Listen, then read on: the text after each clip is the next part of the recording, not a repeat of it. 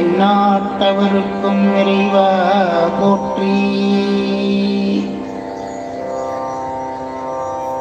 எல்லாம் வல்ல மாதுரு பாகனாக விளங்கக்கூடிய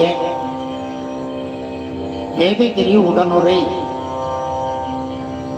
நஞ்சுண்டேச பெருமானுடைய அருட்கருணையினாலே இன்றைய தினம் 115வது வாரம் சோமவார வழிபாடு இறைவனுடைய பெரும் கருணையினாலே இன்றைய தினம் தொடர்ந்து சிந்திப்பதற்கு இறைவனுடைய திருவருள் கூட்டியிருக்கிறது. இந்த தொடர் சோமவார வழிபாட்டிலே மாணிக்கவாசக பெருமான் திருப்பெருந்துறையிலே அருளிய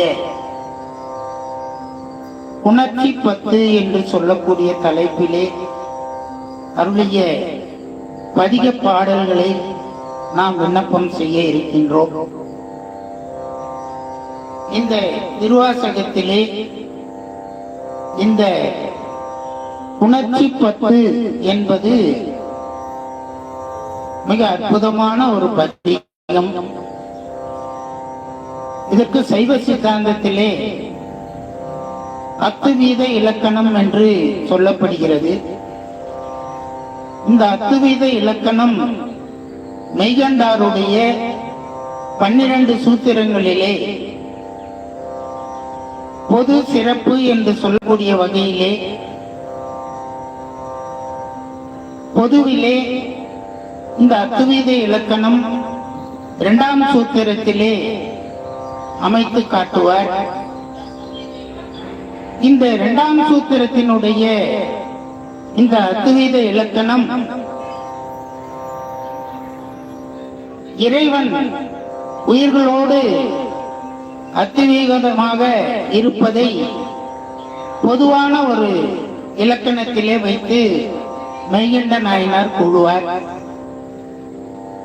அதுவே பக்குவம் அடைந்த ஆன்மாக்களுக்கு சிறப்பு அதிகாரத்திலே அவர் உயிர்கள் இறைவனை அத்துவீதமாக கலந்திருக்கும் என்று சொல்லுவார்.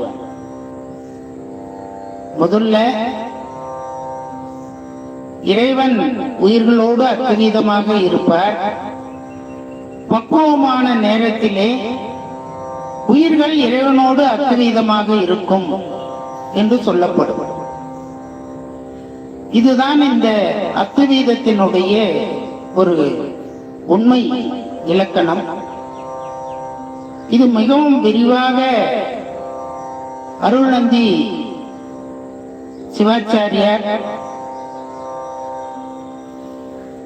சிவஞான சித்தியாரிலே விரித்து கூறுவார்.